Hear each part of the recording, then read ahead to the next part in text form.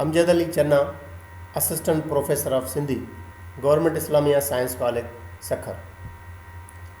शाह करीम जे बैत जी असां तशरीह कंदासीं।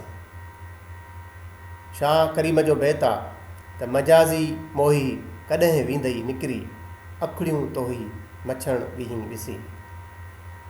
लफ़्ज़ी माना ॿिया खे ॿुधाईंदो हलंदुसि। मजाज़ी मतिलबु दुनिया जो इश्क़, मोही मोहिजी वञणु, कंहिंसां दिलि लॻाइणु, कंहिंसां मोहबत करणु, कॾहिं वेंदई निकिरी, कॾहिं ख़तमु थी वेंदई।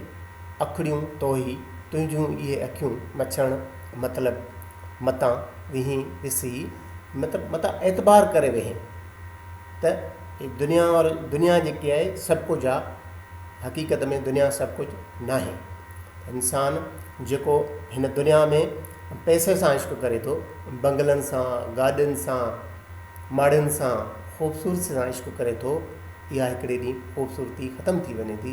इहो पैसो हिते ई रहिजी वञे थो, इहे गाॾियूं, इहे बंगला, इहे सभु हिते ई रहिजी वञनि था। इंसान खे फ़ना थियणो आहे, इंसान खे ख़तमु थियणो आहे। त हिन बैत में असांखे शाह करीम इहा नसीहत करे थो त मतां मजाज़ ते मोहिजी पओ, मतां मजाज़ सां दुनिया खे सभु कुझु सम्झो, छो त इहा हिकिड़े ॾींहुं ख़तमु थी वेंदी।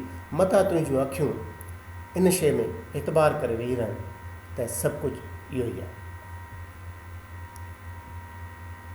शाह करीम जो बैत आहे त पाणियारीअ सिर ॿहड़ो, जर ते पखी जीअं, असां सॼण तीअं, रहियो आहे रूह में।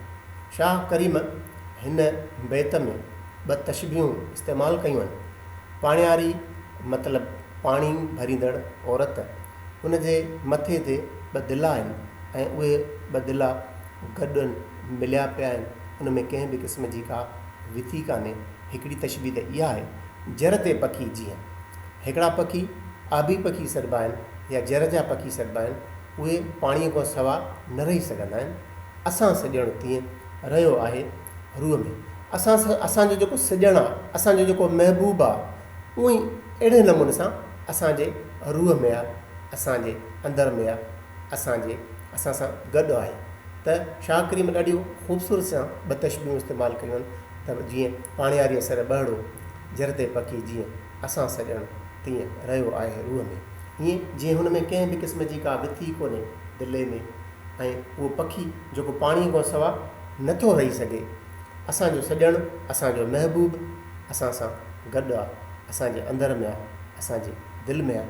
ऐं इहा हक़ीक़त आहे त असांजा जेके बि सूफ़ी शाइर थी गुज़रिया आहिनि, उन्हनि जो सॼणु, उन्हनि जो महबूब अलाह ताला आहे।